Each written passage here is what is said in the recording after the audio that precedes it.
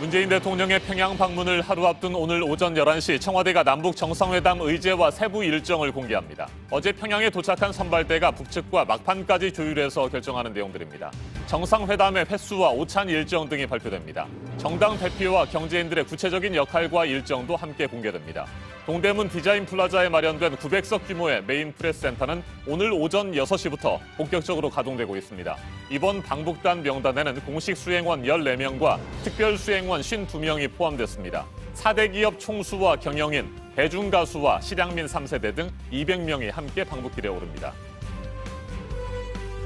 내일부터 열리게 된 3차 남북 정상회담에 대해 미국 언론들은 중재자로서 문재인 대통령이 시험대에 서게 됐다고 보도했습니다.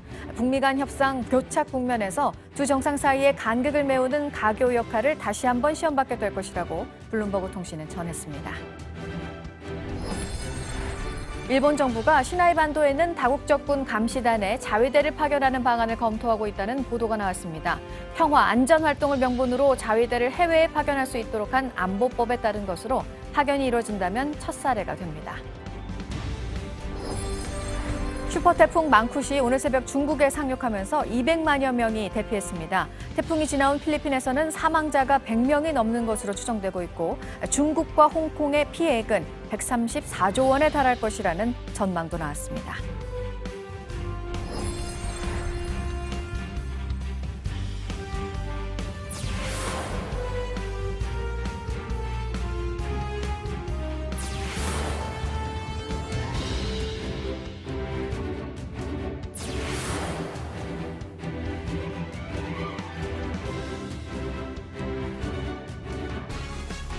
(2018) 평양 남북 정상회담이 하루 앞으로 다가왔습니다. 문재인 대통령과 김정은 국무위원장의 만남은 지난 4월 27일과 5월 26일에 이어 세 번째입니다. 우리 대통령이 평양을 찾는 것은 2000년 김대중 대통령, 2007년 노무현 대통령에 이어 11년 만입니다. 네, 어제는 이재용 삼성전자 부회장을 포함한 4개 기업 총수 등 200여 명 규모의 이번 방북단 명단이 발표가 됐고요. 이제 내일부터 사흘 동안 어떤 일정으로 진행이 될지 또 어떤 의제를 놓고 두 정상이 논의를 할지 구체적인 내용들은 오늘 발표가 될 것으로 보입니다. 먼저 내일 평양에 함께 갈 사람들, 어떤 사람들이 포함됐는지부터 보시겠습니다. 유정화 기자입니다. 청와대는 공식 수행원과 특별 수행원을 나눠 방북단 명단을 발표했습니다. 우선 공식 수행원은 정부와 청와대 인사 14명입니다. 정부에선 서훈 국가정보원장과 강경화 외교부 장관, 조명균 통일부 장관 등이, 청와대에선 정의용 국가안보실장 등이 포함됐습니다. 특별 수행원은 모두 52명입니다. 정당 대표가 처음으로 포함됐고 경제계와 학계, 자문단, 문화예술체육계, 노동계 등 각계 각층 인사가 이름을 올렸습니다. 지난 1차 정상회담이 평화의 새로운 시작이었다면 이번 3차 정상회담은 평화가 새로운 미래를 만든다는 의미를 담고 있습니다. 특별 수행원 중 경제계 인사는 모두 17명으로 3분의 1에 이릅니다. 2000년, 2007년과 마찬가지로 이재용 삼성전자 부회장과 최태원 SK 회장 등 4대 대기업 대표와 현정은 현대그룹 회장 등 남북 경협 관련 기업 대표들이 동행합니다. 이 밖에 일반 수행원과 취재진을 포함하면 방북단은 모두 200여 명 규모입니다. 청와대는 남북 정상회담의 일정과 의제를 오늘 발표할 예정입니다. JTBC 유정화입니다. 이번 평양 정상회담에는 이례적으로 아주 젊은 특별 수행원이 동행합니다. 지난달 이산가족 상봉 행사 때 북한 큰할아버지에게 손편지를 보냈던 16살 김규현 양입니다. 통일부 대학생 기자단으로 활동하는 이 에스더 양과 가수 지코, 에일리도 방북단의 이름을 올렸습니다. 어환희 기자가 보도합니다. 언젠가 저도 할아버지를 뵐 수 있는 날만 기다릴게요. 지난 8월 이산가족 상봉 행사에서 한 소녀가 북한에 있는 큰할아버지에게 쓴 노란 손편지입니다. 편지의 주인공은 중학교 3학년 16살 김규현 양입니다. 통일부 대학생 기자단으로 활동하는 21살 이 에스더 양은 고등학생 때부터 북한에 꾸준히 관심을 가져왔습니다. 김 양과 이 양은 이번 남북 정상회담 청년 특별수행원으로 북한에 가게 됩니다. 평양냉면 기획 기사를 준비 중인데 북한 대학생 이제 만나는 기회가 있으면 너무 뜻깊을 것 같다는 생각을 하고 얼떨떨하고 진짜 너무 감사한 마음이다. 할아버지의 아픔을 공유한 새로운 세대가 평양을 볼 수 있었으면 좋겠다고 생각했습니다. 이번 회담에는 다양한 문화예술체육계 인사도 함께합니다. 나의 북한문화유산 답사기의 저자 유홍준 교수, 차범근 축구감독, 현정화 탁구 대표팀 감독, 박종아 아이스하키 남북 단일팀 주장 등이 포함됐습니다. 가수 지코와 에일리, 작곡가 김영석 씨도 동행해 아리랑 등 공연을 펼칠 예정입니다. 특히 지코는 힙합 가수로는 방북이 처음이어서 관심을 모으고 있습니다. JTBC 어환입니다. 문재인 대통령과 김정은 북한 국무위원장의 평양 정상회담 주요 일정이 오늘 공개됩니다. 임종석 평양 정상회담 준비위원장이 오전 11시 기자회견을 통해 정상회담의 의제 등 구체적인 세부 계획을 설명할 예정입니다. 이유정 기자입니다. 내일부터 2박 3일 동안 평양에서 열리는 남북정상회담의 세부 일정이 오늘 공개됩니다. 임종석 평양 정상회담 준비위원장은 오전 11시 메인 프레스 센터가 차려진 동대문 디자인 플라자에서 기자회견을 갖고 주요 일정과 의제, 협의 상황 등을 발표합니다. 문재인 대통령과 김정은 국무위원장의 정상회담 횟수와 오찬 일정 등 구체적인 세부 계획이 공개됩니다. 동행하는 더불어민주당 이해찬 대표를 비롯한 정당 대표와 최태원 SK 회장 등 경제인들의 구체적 역할과 일정도 소개됩니다. 이는 어제 선발대로 평양에 도착한 서호 청와대 통일정책비서관이 북측과 막판까지 조율해 결정되는 내용들입니다. 어제 언론에 공개된 메인 프레스 센터는 오늘 오전 6시부터 본격적으로 내 외신 취재진을 맞으며 가동에 들어갔습니다. 메인 프레스 센터에는 브리핑룸을 비롯해 국제방송센터, 주조정실, 인터뷰룸 등이 마련됐습니다. 주요 일정이 끝날 때마다 브리핑 생중계가 이뤄지고 전문가 패널들의 토론회도 열릴 예정입니다. JTBC 이유정입니다. 미국 언론들은 하루 앞으로 다가온 제3차 남북 정상회담이 문재인 대통령의 북미 가교 역할에 대한 시험대가 될 것이라고 보도했습니다. 회담에 대한 기대감을 드러내면서도 가시적인 성과를 내지 못하면 더 큰 어려움에 직면할 것이라고 전망했습니다. 미국 공화당 내 대북 강경파인 린지 그레이엄 상원 의원은 북한과의 생산적인 비핵화 협상을 희망한다면서도 아직은 위기에서 벗어나지 못했다고 강조했습니다. 이재승 기자가 보도합니다.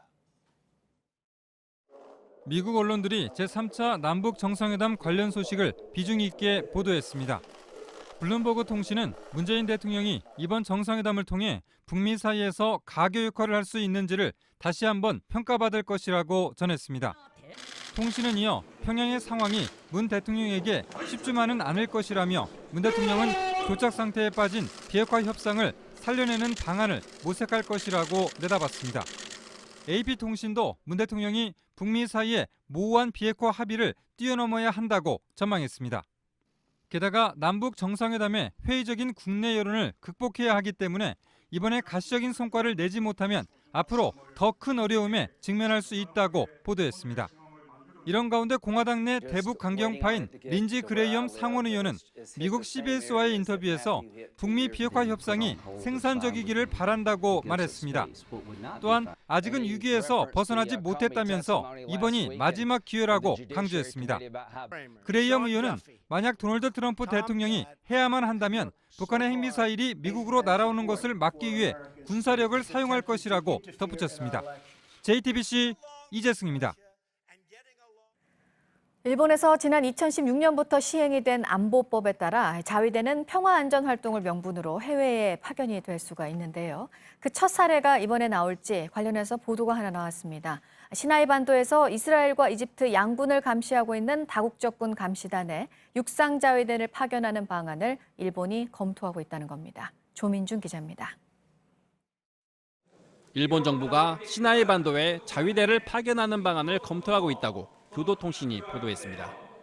이스라엘과 이집트 양군의 정전 감시 활동을 하는 다국적군 감시단에 육상 자위대를 보내겠다는 겁니다. 올해 안에 방위성 관계자 등 조사단을 현지에 보내 자위대의 안전을 확보할 수 있는지 파악할 예정입니다. 이후 내년쯤 자위대 간부들을 감시단 사령부 요원으로 파견할 계획입니다. 이는 2016년 안보법 시행으로 국제연대 평화안전활동이 가능해진 데 따른 것으로 파견이 이루어지면 첫 사례가 됩니다. 자위대의 해외 활동 범위가 더 넓어지게 되는 겁니다. 통신은 아베 내각이 적극적 평화주의를 내걸고 자위대 해외 파견을 통해 안보법 적용 사례를 확대하려 한다고 지적했습니다. 안보법 통과 당시에도 일본이 자위대 임무를 확대, 군국주의 행보를 가속화한다는 비난이 나왔습니다. JTBC 조민주입니다. 네, 세상에 종말을 느꼈다는 주민들의 말이 나왔습니다. 필리핀과 홍콩에 이어서 중국에 상륙한 초강력 태풍 망쿠 소식인데요. 이 태풍이 빠져나간 필리핀에서는 사망자가 100명이 넘을 것이라는 얘기가 나오고 있고, 역시 태풍이 지나간 홍콩에서는 200여 명이 다쳤습니다. 최고 단계인 적색경보가 발령된 중국에서는 200만 명이 넘는 사람들이 지금 대피를 해 있습니다. 이한주 기자입니다. 파도가 호텔 유리창을 깨고 넘쳐 들어옵니다. 거센 비바람을 타고 10m 넘게 솟구친 파도에 방파제는 무용지물입니다. 순간 풍속이 초속 60m를 넘어서면서 주차된 차량마저 날아갈 듯합니다. 올해 전 세계에서 발생한 태풍 가운데 가장 강력한 망쿠시, 필리핀에 이어 홍콩과 중국을 휩쓸고 있습니다. 망쿠스는 오늘 새벽 중국에 상륙한 뒤에도 중심기압 985헥토파스칼의 강함을 유지한 채 폭우와 함께 거센 비바람을 쏟아내고 있습니다. 홍콩에서만 어제 하루 900편에 가까운 항공기가 결항하는 등 교통편이 대부분 마비되면서 10만 명이 넘는 관광객의 발길이 묶였습니다.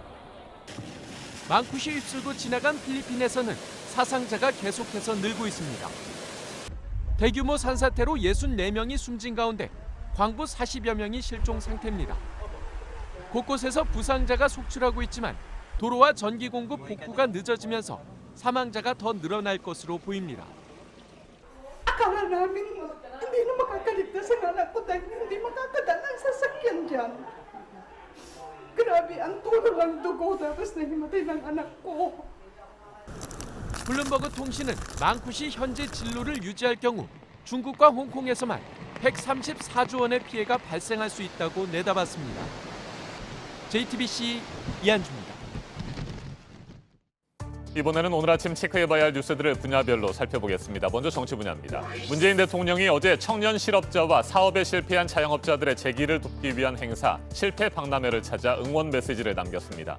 소상공인과 자영업자, 젊은이들이 어려운 시기를 보내고 있다며 다시 희망을 품고 꿈을 되찾기를 바란다고 말했습니다. 아세안 10개 회원국과 인프라의 상생 협력 방안을 논의하는 제1차 한국-아세안 인프라 장관 회의가 오늘 서울에서 열립니다. 정부의 신남방 정책 비전을 실천하고 우리 기업의 해외 시장 진출을 확대하는 계기가 될 것으로 보입니다. 미 국방부가 빈센트 브룩스 주한미군 사령관 후임으로 로버트 에이브럼스 미 육군 전력사령부 사령관을 지명했습니다. 미 상원 군사위원회는 오는 25일 인준 청문회를 가질 예정입니다. 청문회 절차를 감안할 때 부임 시기는 10월 말에서 11월 초쯤으로 예상됩니다. 올해 우리 국민 1인당 빚이 3천만 원이 넘을 것으로 보입니다. 올 2분기 말을 기준으로 가계가 금융기관에서 받은 대출 등이 포함된 가계 신용을 추계상 인구로 나눠봤더니 한 사람당 평균 2,892만 원의 빚을 지고 있는 것으로 나타났는데요. 지금 이 속도라면 4분기에 3천만 원을 넘길 것으로 예상되고 있습니다. 스마트폰이나 가전 같은 대부분의 전자기기에 들어가는 핵심 재료인 콘덴서를 국내에서 팔고 있는 일본 업체 9곳이 360억 원대의 과징금을 물게 됐습니다. 지난 2000년부터 14년 동안 우리나라를 비롯한 여러 나라에 콘덴서를 공급하면서 가격을 인상하거나 유지하도록 합의를 한 혐의를 받고 있습니다. 추석 연휴가 이제 이번 주 말부터 시작이 되고요. 꼭 명절이 되면 이를 이용한 사기도 늘어납니다. 안부 인사나 택배 배송을 사칭한 스미싱도 그 가운데 하나죠. 출처가 확인되지 않은 문자 메시지의 인터넷 주소는 클릭하면 안 된다는 점, 이번 한 주도 더 주의하시기 바랍니다. 계속해서 사회 분야 뉴스입니다. 메르스 확진자 발생 9일째인 어제 확진자와 밀접 접촉을 했던 21명이 모두 음성 판정을 받았습니다. 더 이상 추가 감염자가 발생하지 않음에 따라 감염 확산에 대한 불안감도 조금씩 진정되고 있습니다. 어제 오후 1시 30분쯤 전남 나주시 동강면에서 70대 김모 씨가 몰던 경운기가 높이 5m 밭 아래로 추락했습니다. 김 씨는 병원으로 옮겨졌지만 숨졌습니다. 경찰이 정확한 사고 경위를 조사하고 있습니다. 올해 들어 지금까지 28명이 야생 진드기에 물려 숨진 가운데 환경당국이 추석을 앞두고 벌초와 성묘 등 야외 활동 시에 주의를 당부했습니다. 예방 수칙이 담긴 안내서를 오늘부터 국립공원과 지방자치단체, 주민센터 등에서 배포할 예정입니다. 첼리스트 박유신 씨가 체코에서 열린 레오시아나 체크 국제 콩쿠르에서 2위를 했습니다. 유일한 동양인 결선 진출자였습니다. 드보르자크의 첼로 협주곡을 연주했습니다. 그룹 트와이스의 라이키 뮤직비디오 유튜브 조회수가 3억 건을 넘어섰습니다. 지난해 10월 말에 발표된 이후 11개월 만에 달성을 했습니다.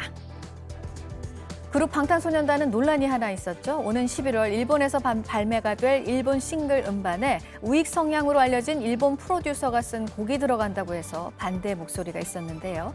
결국 이 협업곡을 발표하지 않기로 했습니다. 네, 이번 주 문재인 정부 2기 내각 그리고 헌법재판관 후보자들에 대한 인사청문회가 이어서 열립니다. 오늘은 정경두 국방부 장관 후보자 그리고 자유한국당이 추천한 이종석 헌법재판관 후보자가 그 대상입니다. 라돈 침대 관련 집단 분쟁 조정에 대한 결정이 소비자원의 계획대로 오늘 나올 수 있을지 관심입니다. 오늘 위원회 전체 회의에서 보상 금액과 방법 등에 대한 최종 결정을 내릴 예정인데요. 오늘 결과가 나오지 않는다면 추석 연휴 때문에 다음 달로 결정 시점이 넘어갈 것으로 보입니다. 한국광복군 창설 78주년을 맞아서 오늘 기념식이 서울 백범김구 기념관에서 열립니다. 1940년 9월 17일 중국 충칭에서 만들어져서 대한민국 임시정부의 정규군으로 국군의 토대가 됐습니다. 지금까지 분야별로 오늘 눈여겨봐야 할 뉴스들 체크해드렸습니다. 이어서 날씨 정보 전해드립니다. 오늘 아침 전국이 흐리거나 구름 많이 지나고 충북과 경북 일부 지역에 비가 조금 내리는 곳도 있습니다. 영상 보시면 제주 쪽으로는 아주 강한 비구름대가 몰려오고 있는데요. 점차 시간당 30mm에 이르는 폭우가 쏟아질 것으로 보입니다. 대비 잘하셔야겠습니다. 경북 내륙과 전남 해안에도 비가 내리고 중부지방에는 가끔 빗방울이 떨어질 텐데요. 이 지역들은 대체로 오늘 오전 중 모두 개겠고 비의 양도 5mm 안팎으로 무척 적겠습니다. 반면 제주는 내일까지 비가 계속되면서 많은 곳은 120mm 이상 기록하겠습니다. 늦더위가 기승입니다. 주 중반까지 평년과 비슷하거나 조금 높은 기온 보이다가 목요일에 전국에 비가 내리면서 조금 선선해지겠습니다. 오늘 아침 내륙 곳곳에서 평소보다 가시거리가 짧습니다. 운전 조심하시기 바랍니다. 내일까지 제주 해상에는 돌풍과 함께 천둥 번개도 치겠습니다. 오늘 낮 기온은 서울과 대구가 28도, 전주와 광주가 27도까지 오르겠습니다. 제주는 내일 아침까지 비가 오겠습니다. 영남 동해안에는 동풍의 영향으로 오후 한때 비가 조금 내리겠습니다. 기상정보였습니다.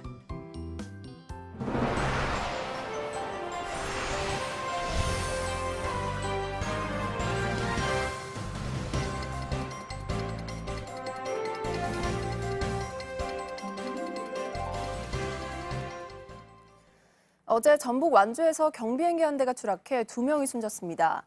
이 비행기는 서울지방항공청의 연습비행 허가를 받은 상태였는데요. 경찰이 사고 경위를 조사하고 있습니다. 정영재 기자입니다. 종이장처럼 구겨진 고철 더미가 나무에 걸려 있습니다. 소방대원들이 고철 더미 주변을 살핍니다.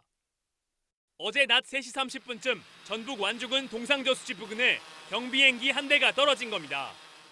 신고를 받고 수색하던 소방대원들은 오후 5시 30분쯤 인근 야산에서 부서진 비행기 동체를 찾았습니다.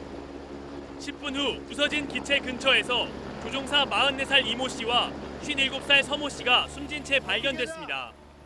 이 비행기는 개인 소유로 서울지방항공청의 연습 비행으로 허가를 받은 상태였습니다. 공주를 거쳐서 합천까지 내려갔다가 다시 공주로 오는 착륙하지 않고 바로 비행하는 걸로 비행기에서 제출돼 있어요. 경찰과 소방당국은 현장을 수습하는 한편 목격자 등을 상대로 사고 경위를 조사하고 있습니다. JTBC 정영재입니다. 갭 투자로 아파트를 60채나 사들이고도 친인척 명의를 앞세우는 등 세금을 제대로 내지 않는 방법이 각양각색입니다. 국세청이 다주택자와 고액 임대소득자 중 탈루 혐의가 큰 1,500명의 명단을 추려서 세무검증에 나서기로 했습니다. 정재우 기자입니다. 임대사업자 A씨는 전국에 보유한 60채의 아파트로 7억 원대 임대 수익을 얻고도 수입 신고를 전혀 하지 않았습니다. 사업자 등록도 하지 않은 건 물론 아파트를 매입할 때 대부분 친인척 명의를 빌리는 수법으로 세무당국의 눈을 따돌리려 했습니다. A씨는 아파트 가격이 오르자 팔아치워 거액의 차익도 남겼습니다. 이 과정에서 하지도 않은 건물 수리를 한 것처럼 꾸며 양도소득도 줄였습니다. 서울 이태원의 고급 빌라 17채를 소유한 임대사업자 B씨도 7억 원에 달하는 임대 수익을 누락했다 적발됐습니다. 외국인들을 상대로 월세 임대를 내준 B씨는 세입자들이 월세 세액공제를 하지 않는다는 빈틈을 노려 수익을 고스란히 빼돌린 겁니다. 국세청은 이처럼 임대 수익을 빼돌리거나 제대로 신고하지 않아 탈루 혐의가 큰 1,500명을 우선 검증하기로 했습니다. 연간 많은 수익이 생기는 것으로 확인되는데도 이를 신고하지 않는 다주택자와 고액 임대소득자, 외국인 임대인 등이 대상입니다. 검증 과정에서 탈루 규모가 큰 경우 본격적인 세무조사에 나설 계획입니다. JTBC 정재우입니다. 가을로 접어들면서 산을 찾는 분들이 늘고 있는데요. 그만큼 산악사고도 급증하고 있습니다. 자신의 체력에 맞지 않는 무리한 산행을 하면서 발생하는 사고가 많습니다. 조승현 기자입니다. 계곡 옆을 지나다 발목을 접질린 남성이 헬기에 의해 가까스로 구조됩니다. 왼쪽 발목에 부목을 댄 여성은 한 줄 로프에 의지한 채 홀로 헬기에 오릅니다. 해마다 9월과 10월이면 이와 같은 산악사고가 급증합니다. 지난해 전국에서 발생한 산악사고는 월 평균 570건 정도였지만 9월에 880건, 10월엔 1200건이 넘었습니다. 설악산 등 유명산이 많은 강원도에선 이달에만 54건의 산악사고가 발생해 1명이 숨지고 26명이 다쳤습니다. 산 이름에 악자가 들어간 곳답게 등산로도 온통 돌과 바위로 되어 있습니다. 이곳에서 발생한 산악사고의 상당수는 돌 위에서 미끄러지거나 발을 헛디디며 발생한 실족 추락사고였습니다. 산행 중 탈진하거나 경련을 일으킨 경우도 많았습니다. 사고는 주로 산에 오를 때보다 내려올 때 일어났습니다. 보통 무리한 산행 뒤 체력이 떨어지는 시간입니다. 똑같은 반복적인 통증이 오게 되면은 그 후로는 이제 몸에 이상이 생기기 때문에 도움을 요청하시는 게 제일 바람직합니다. 안전 수칙을 지키는 것만큼이나 무리하지 않는 코스 선택이 중요합니다.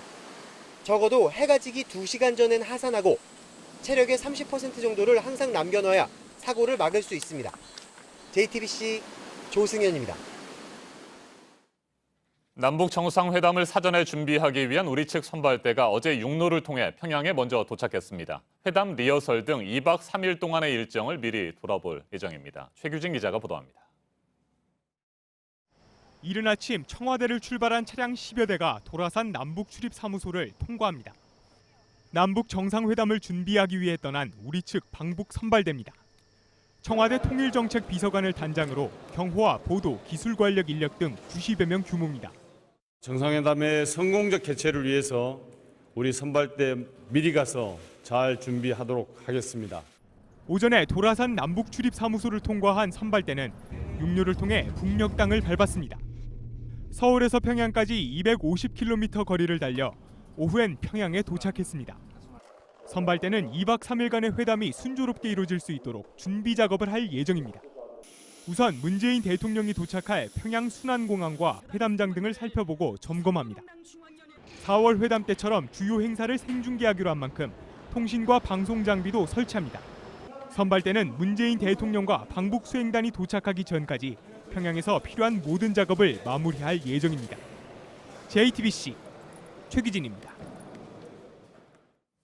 문재인 대통령과 김정은 국무위원장의 제3차 남북 정상회담이 내일부터 2박 3일 동안 평양에서 진행됩니다. 문재인 대통령은 남북관계 개선과 북미 비핵화 협상 중재, 이 두 마리 토끼를 한꺼번에 잡아야 하는 쉽지 않은 상황입니다. 한반도 비핵화와 항구적인 평화체제 구축에 매우 중대한 전환점이 될 것으로 보입니다. 전 세계가 주목하고 있습니다. 김용현 동국대 북한학과 교수와 자세하게 짚어보겠습니다. 어서 오십시오. 네, 안녕하십니까. 네, 교수님.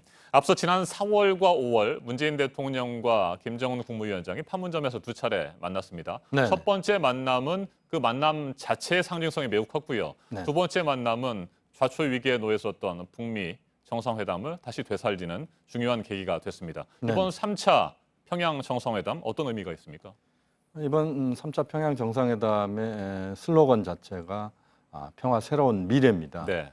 그러니까 평화가 미래를 만들어낸다는 것이고 그 평화를 위해서 가장 중요한 것은 비핵화 평화 체제와 관련된 전반적인 북미 간의 지금 어려운 이 상황들의 문제점들을 좀 해결하면서 문재인 대통령께서 직접 트럼프, 김정은 두 사람의 그 입장을 조율하면서 연결하는 그 역할을 한다. 이게 가장 중요할 것 같습니다. 네. 두 번째는 지금 한반도에서의 군사의 긴장의 해소와 관련된 부분에서 핵 문제가 이제 가장 큰 범주입니다만 좀 더 낮은 차원에서 본다면 지금 이제 비무장지대의 실질적 비무장화를 비롯한 전반적인 남북 간의 군사적 무력 충돌을 원천적으로 해소하는 문제, 이 문제도 매우 중요한 부분입니다. 그래서 그 두 가지를 중심으로 아마 이번 남북 정상회담이 중요한 내용들을 다룬다 이렇게 봐야 될 것 같고요. 어쨌든 이번 정상회담이 올해 들어서 세 번째 열리는 정상회담이고 네. 또 제2차 북미 정상회담을 위한 징검다리, 디딤돌 역할을 한다. 이런 점에서도 매우 의미가 있는 어떻게 보면 한반도의 운명과 관련된 부분에서 가장 중요한 세 번째 남북 정상의 만남이 이루어진다. 이렇게 봐도 무방할 것 같습니다. 네, 스티븐 비건 미 국무부 대북정책 특별대표가 중국과 일본을 잇따라 방문한 뒤에 지난 주말 다시 한국을 찾았습니다. 네네. 문재인 대통령을 통해서 김정은 위원장에 전달할 트럼프 대통령의 그 입장이라든지 미국 네네. 정부의 입장이 전달됐다고 보십니까? 그렇습니다. 이번 비건 대표의 두 번에 걸친 방안은 결국 트럼프 대통령의 입장을 김정은 위원장에게 전달하는 그 부분에서 북미 간의 문제를 해결하는 데 있어서 남북이 지금 같이 함께 문제를 풀어가고 있다. 이렇게 봐도 무방할 것 같습니다. 결국 비핵화 문제에 있어서 미국이 요구하고 있는 비핵화의 리스트 문제랄지 이런 것들에 대한 미국의 입장, 트럼프 대통령의 입장을 김정은 위원장에게 문재인 대통령이 직접 전달하는 네. 그 부분에 있어서 한미 간의 조율이 촘촘히 이루어지고 있다. 이렇게 봐야 될 것 같고요. 비건 대표의 방북이 이제 끝났으니까 아마 한미 간에는 이번에 그 김정은 위원장을 문재인 대통령이 만날 때 할 수 있는 이야기들의 큰 범주는 정리가 됐다. 그렇게 봐야 될 것 같습니다. 네. 지난 6월 10일 싱가포르 북미 정상회담 이후에 네네. 비핵화 협상은 교착 상태를 보였었는데 네네. 결국에 가장 지금 유력한 해법이라고 하는 건 그동안 쭉 얘기가 됐습니다만 북한이 핵 리스트를 공개하고 네네. 검증에 대한 입장 또 일정 등을 확실하게 밝히는 것 이에 대해서 미국은 종전선언을 해주는 것 이걸로 요약할 수 있을까요? 크게 보면 지금 말씀하신 그 영역이라고 봐야 될 것 같습니다. 비핵화 문제에 있어서 북한에게 미국 요구하는 그 수준은 지금 말씀하신 것처럼 그 정도 수준이고 역시 북한은 미국에 대해서 종전선언을 또 강하게 요구를 하고 있습니다. 어제 노동신문에서도 이제 그 부분에 대한 문제 제기를 분명히 했고 그렇게 보면 현재로서 이제 이 두 가지 입장을 어떻게 조율하는 부분이냐 이것인데요. 실제 북미 간에 지금 자신의 입장을 계속 드러내놓고 그것만 추구한다면 문제는 풀리지 않는다 이렇게 봐야 될 것 같습니다. 그래서 상호 간의 반발짝씩 물러나서 좀 더 유연하게 지금의 상황들을 풀어가는 것이 중요하다고 봅니다. 연쇄고리를 만들어야 된다고 보는데요. 비핵화 문제에 있어서 북한이 약간의 시차를 먼저 좀 앞서게 하고 그다음 종전선언이 바로 그것을 뒤따르게 하는 문제가 있을 수 있을 것 같습니다. 또 역으로 반대의 방향도 있을 수 있을 것 같고요. 그렇게 하면서 상호 연쇄고리를 만들어가면서 문제를 풀어가는 그런 해법들이 나와야 된다. 그렇지 않고 현재 그 비핵화 문제와 종전선언 문제를 고집만 한다면 사실은 지금 상황에서 한 단계도 넘어서기 어렵다. 이런 점에서 좀 더 북미, 남북미 지도자 간의 통큰 결단에 의한 현재 상황의 돌파, 여기에 대한 중지가 모아져야 된다고 봅니다. 네. 문재인 대통령은 지난 4.27 정상회담에서 한반도 신경제 지도를 제시를 했고요. 네네. 또 광복절 경축사에서는 남북 경제 공동체 구상을 밝혔습니다. 네. 이번 평양 정상회담에서 남북 경제 협력에 대한 구체적인 논의가 이루어질 것으로 보십니까? 아주 구체적인 논의가 외부로 평양 선언을 통해서 나올 것이다 이렇게 보기는 좀 어려울 것 같습니다. 왜냐하면 지금 이제 유엔과 미국의 제재가 여전히 작동하고 있고 또 미국 입장에서는 또 유엔 입장에서는 지금의 그 제재에 대해서 완고한 입장입니다. 이번에도 보면 러시아와 중국의 그 위반 사항에 대해서 유엔에서 지금 안보리가 개최가 될 정도로 여전히 제재에 대한 압박이 있기 때문에 이번 평양 정상회담에서는 구체적인 내용을 외부로 드러내기보다는 좀 더 미래지향적인 측면에서 비핵화와 평화체제 문제가 구축되는 과정에서 남북 차원에서 경제협력을 어느 수준에서 할 수 있다. 네. 또 그 경제협력의 비전을 이번에 이제 문재인 대통령이 보다 적극적으로 설명할 수는 있다고 봅니다. 지금 한반도 신경제 구상도 그렇고 이번에 보면 4대 그 재벌들의 총수들이 다 가고 네. 한 17명 정도의 재계 인사들이 지금 가장 많이 분야별로 보면 가장 많은 분야의 인사가 경제 분야입니다. 이번에 특별 수행원들 보면요. 그렇게 보면 북한에 대해서 미래에 대한 북한의 그 남북 경제 협력에 대한 여러 가지 비전을 제시하는 그런 측면이 많이 작용하고 있다 이렇게 봐야 될 것 같습니다. 그러니까 일단 이번 평양 정상회담에서는 남북 경협에 대한 큰 밑그림을 그리고 네네. 대북 제재 문제가 해결되면 본격적으로 추진해 나가겠다. 뭐 이런 정도의 의미라고 볼 수 있을 것 그렇습니다. 같고요. 네. 자, 개성공단 입주기업협회 회장 그리고 현정은 회장이 같이 동행을 하게 됩니다. 네네. 개성공단 재가동 그리고 금강산 관광 재가동 이 부분에 대해서 구체적인 논의는 이루어질 수 있을 것 같아요. 논의는 이루어질 수 네. 있다고 봅니다. 또 이번에 그 신학용 개성공단 기업인협의 회장이나 현정은 회장이 직접 가는 것은 상징적 의미도 있고요. 또 남북 경협에 지금 끊어진 부분들을 잇겠다 이런 의지도 분명히 대통령께서 갖고 있다 이렇게 봐야 됩니다. 네. 다만 이제 지금 제재가 작동하고 있는 상황에서 당장 남북 경협이 활성화될 수 있는 개성공단이 재가동되거나 또는 금강산이 다시 바로 관광이 재개되거나 이렇게 되기는 쉽지 않기 때문에 우선 좀 밑그림을 그리면서 서로 상황들을 좀 체크하면서 좀 앞으로 그 다가올 상황들에 대한 준비 이런 차원에서의 두 경제계 인사들이 방북단에 포함됐다 이렇게 봐야 될 것 같습니다. 네, 이번 회담에서 또 하나 중요한 의제는 군사적 긴장 완화입니다. 그렇습니다. 네, 포괄적 군사 분야 합의서가 체결될 수 있을지 어떻게 네. 전망하십니까? 그 문제는 유엔 제재 문제와는 좀 다른 차원입니다. 유엔 제재는 주로 경제 부분에 지금 집중돼 있다고 봐야 되고 남북의 군사적인 긴장 완화를 상호간에 하는 것은 유엔도 박수칠 일이라고 봅니다. 얼마든지 가능한 부분입니까? 그렇습니다. 그리고 당장 우리가 중요하게 생각해야 될 것은 비무장지대의 실질적인 비무장화를 네. 이번에 좀 더 구체화시킨다. 이것이 매우 중요할 것 같습니다. 공동경비구역 JSA의 비무장도 역시 마찬가지고요. 또 위에 공동 발굴 사업을 DMZ 내에서 하는 것도 역시 마찬가지입니다.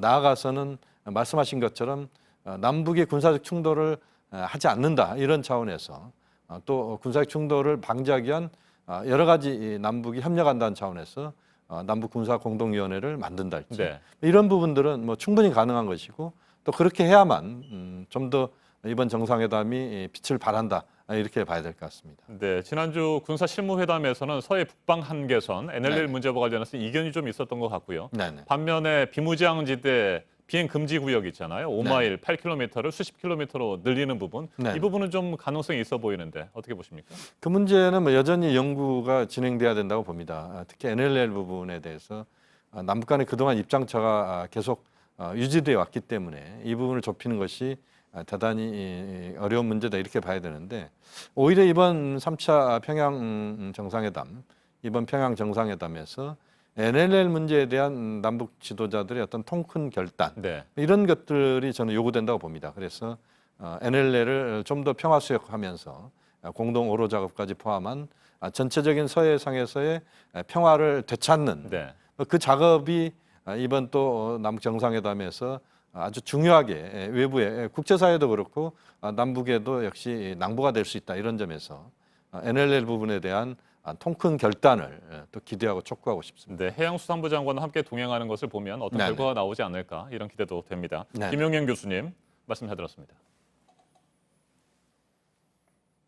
법원이 최근 5.18 광주와 민주화 운동을 북한군의 폭동이라고 주장한 전두환 회고록과 관련해 역사 왜곡이고 당사자들의 명예를 훼손했다며 손해배상 판결을 내렸습니다. 민사재판이었는데 회고록에 대한 형사재판에도 영향을 미칠 것으로 보입니다. 강신우 기자가 보도합니다.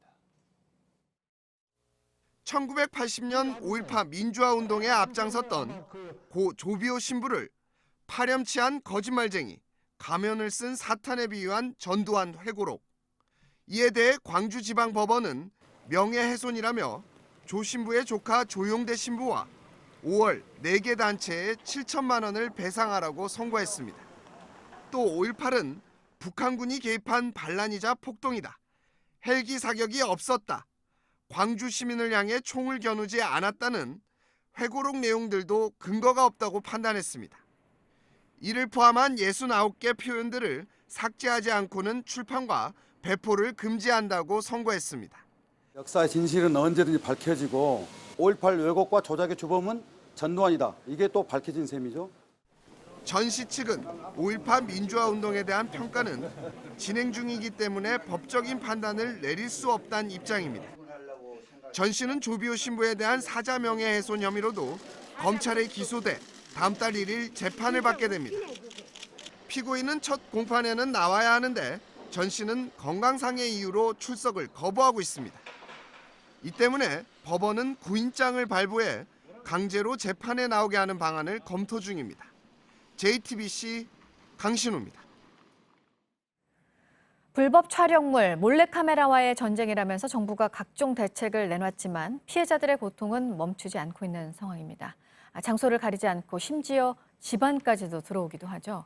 처벌은 제대로 되지 않고 있고 가해자가 아니라 피해자가 숨어 있어야 했습니다. 오선민 기자가 보도합니다. 지난달 소셜미디어에 올라온 여자 화장실 몰카 사진입니다. 이메일 주소를 남기면 자료를 공유하겠다고 합니다. 댓글 수백 개가 달렸습니다. 몰카 범죄는 줄어들지 않고 있습니다. 지난해 적발된 몰카 범죄는 6,400여 건으로 5년 새 2배 이상 늘었습니다. 피해자들은 카메라 렌즈와 마주한 순간을 잊을 수 없다고 말합니다. 카메라가 샤워실에 하나 있더라고요. 휴대폰에 충전기가 꽂아져 있더라고요. 그 위에 한 통이 코드에. 혼자 사는 여성 A씨는 부엌 선반에서 CCTV 앱이 설치된 스마트폰을 발견했습니다. 몰카는 버스 정류장과 지하철 등 장소를 가리지 않습니다. 너무나 대놓고 이제 촬영을 하시는 거예요. 왜냐하면 지하철 거울문에는 비춰보니까 도망을 가는데도 아무도 쳐주지 않더라고요. 주변 사람들 시선이 더 큰 상처가 됐습니다. 그냥 너가 너가 뭐 이렇게 한 게 되게 안 잊혀지는데 왜 잊으라고 말하는지. 숨는 건 가해자가 아니라 오히려 피해자들이었습니다. 밤새도록 그분을 찾아갔어요. 찾다가 갑자기 눈물이 나더라고요. 내가 왜 이렇게까지 찾아야 되나. 일상적인 생활은 아예 못하게 됐고. 결국 스스로 지키는 방법을 찾아야 했습니다. 직접 빼보려고 가지고 다녔어요. 나사형 몰카를 찾기 위해 드릴을 갖고 다니고 대바늘로 화장실의 모든 구멍을 찔러봤습니다. 하나로 모자르게 되면 두 개를 한 번에 찌르거든요. 큰 구멍 같은 경우는 고통은 계속되지만 몰카 범죄 처벌은 약합니다. 하고 사실 끝까지 가도 별로 좋을 게 없고 진짜 솔직하게 말하면 별로 벌을 안 받는다고. 실제로 몰카 범죄 10건 가운데 7건은 벌금형에 그쳤습니다. 몰카 범죄로 징역형을 받는 사람은 5%에 불과합니다. 몰카를 찍은 사람들의 영상들은 존재하지만 징역형을 받았다거나 그런 사람들은 그렇게 많이 노출되지가 않잖아요.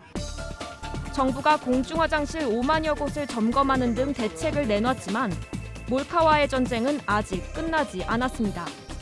JTBC 오선민입니다. 네, 이번에는 위태롭게 운영이 되고 있는 산속의 불법 모노레일 실태도 전해드립니다. 안전점검을 받지 않거나 심지어 운행 허가도 받지 않은 곳도 있습니다. 황예린 기자입니다. 경기도 남양주의 보람산 중턱입니다. 빼곡한 나무들 사이로 구조물이 보입니다.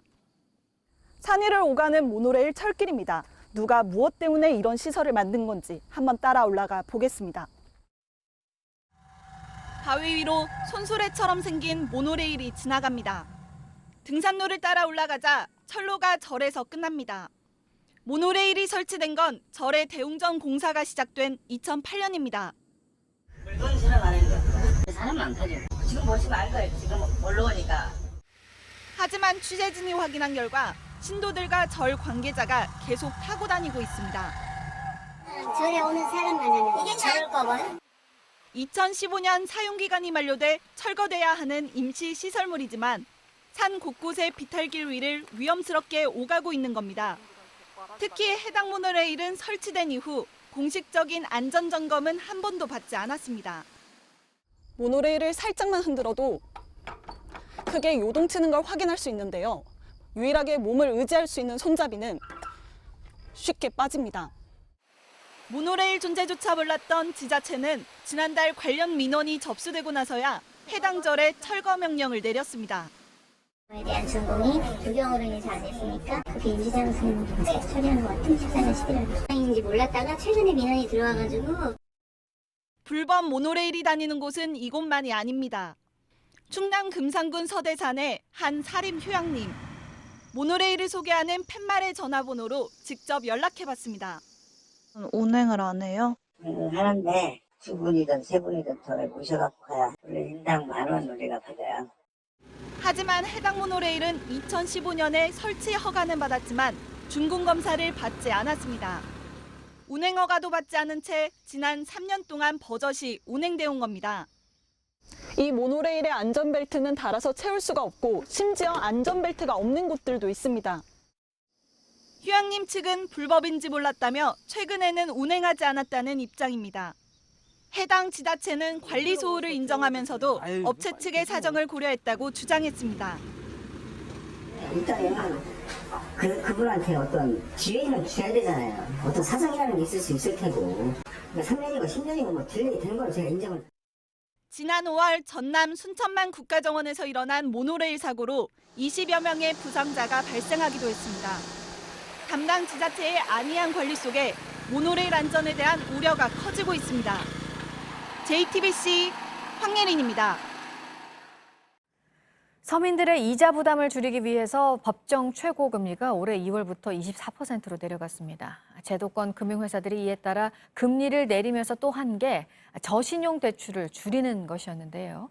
외면당한 취약계층은 불법 사채 시장으로 내몰릴 수밖에 없었습니다. 이세누리 기자입니다. 지인에게 휴대전화 개통 사기를 당해 수천만 원 빚을 떠안게 된 이 남성은 매달 나눠 갚아야 할 돈을 마련하지 못해 석 달 전 사채업자를 만났습니다. 빚이 빚을 만든다고 하잖아요. 그래서 조금 모자랄 때 좀 넣어야 된다는 그 압박이 있어서 계속 늘려고 하다 보니까 이제 이런 돈을 빌리게 되었고. 빌린 돈은 30만 원인데 지금까지 갚은 돈은 5배가 넘는 165만 원입니다. 이자율을 따지면 2,313%입니다. 1시간만 상황이 늦어도 욕설과 협박이 쏟아졌습니다. 너 연체료가 25야. 알고 있지? 넌 앞으로 안 봐줘. 2시까지 무조건 쳐내놔라. 진짜 좋은 말 할 때. 승리 그만 긁고.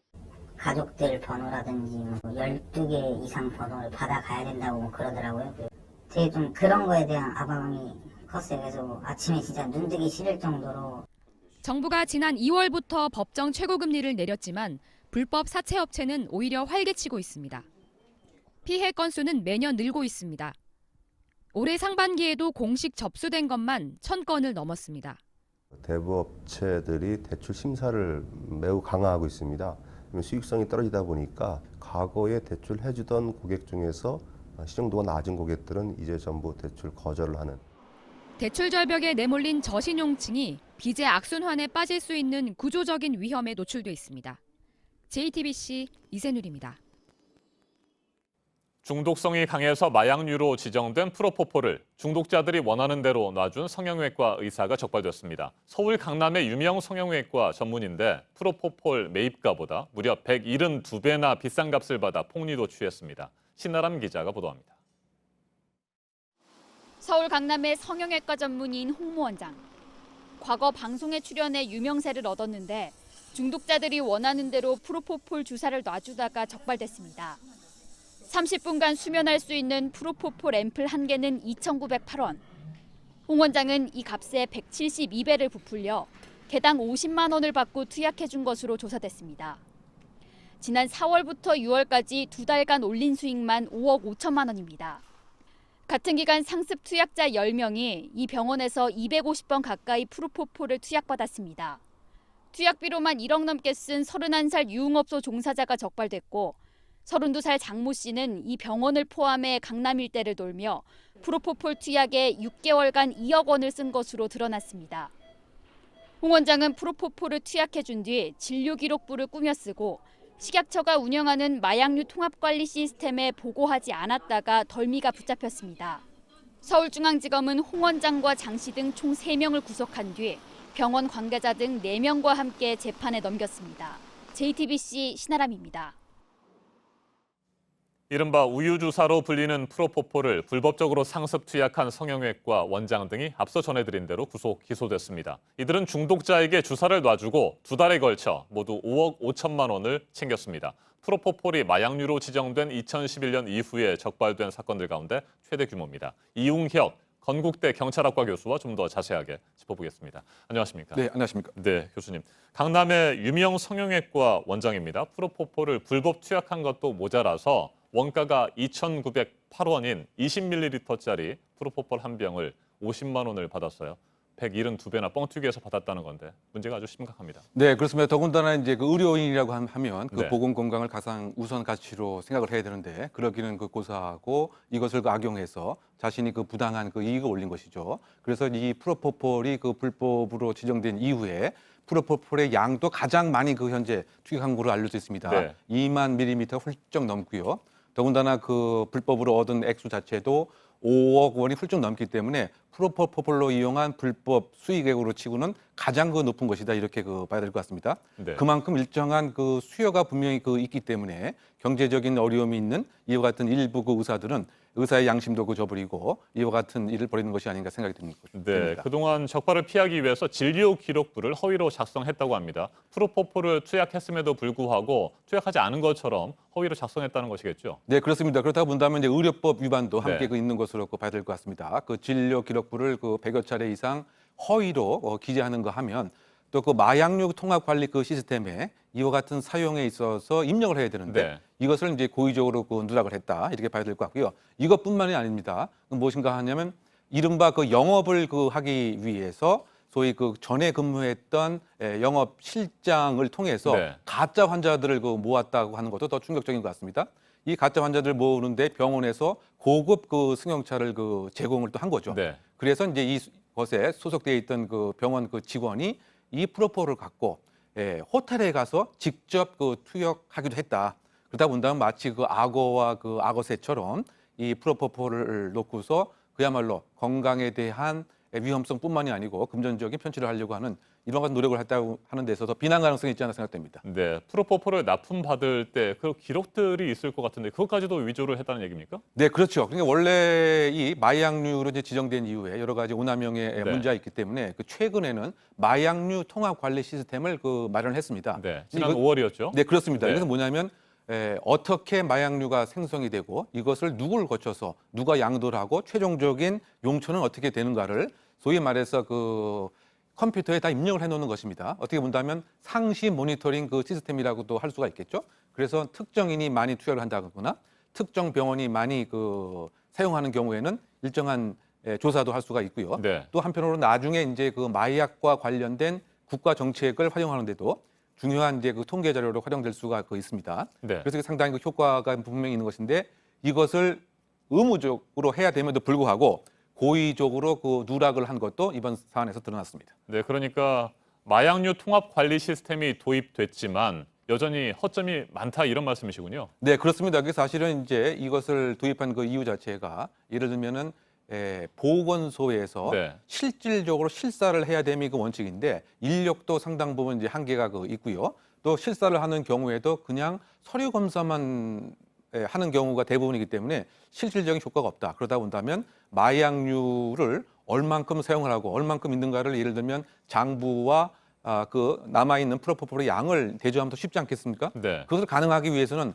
꼼꼼한 그 기록 자체가 그 유지되어야 상시 모니터링 시스템이 있어야 이제 가능한 것인데 이것조차도 사실은 무력화시키는 일을 한 것이 아닌가 이런 데에 더 비난이 있지 않나 생각됩니다. 네, 상습 모니터링이 필요하다고 말씀하셨는데 그렇게 되면 불법 오남용을 막을 수는 있을 것으로 보십니까? 그 아무래도 이제 중요한 것은 저는 그 수요에 대한 감축이 더 중요하지 네. 않은가 생각이 됩니다. 물론 이와 같은 시스템을 통해서 소위 말해서 공급하는 측에서 일정한 범죄에 대한 억제 효과가 분명히 있겠죠. 근데 그럼에도 불구하고 수요가 계속 있다고 한다면 이것을 다시 빼내는 그런 방법들이 분명히 있긴 합니다. 최근에 그 문제가 됐던 것도 이것을 완전히 사용하고 폐기를 해야 되는데 예를 들면 남아있는 것을 일부를 다 모아갖고 네. 한 곳에 두었다가 이것을 또 사용한다든가 이것은 결국은 이제 그 수요가 분명히 있기 때문에 이런 공식적인 상시 모니터링 시스템이 존재한다고 하더라도 수요가 계속 존재하는 한 공급은 있을 수밖에 없는 것이 아닌가 이렇게 생각이 되기 때문에 결국은 공급 축소 정책과 더불어서 이것에 있어서의 오남용의 위험성 이것도 많은 그 잠재적인 프로포폴 수요자에게 좀 홍보하고 알릴 필요도 있지 않나 생각됩니다. 네, 32살 장모 씨는 6달 동안 말이죠. 서울 강남 일대 병원을 돌면서 2억 원어치의 프로포폴을 맞았다고 합니다. 그만큼 중독성이 강하다는 얘기인데 어느 정도인가요? 그러니까 처음 한 번 사용하는 사람은 이제 이게 중독이 되지 않겠죠. 네. 그런데 이것이 어느 수를 넘어가게 되면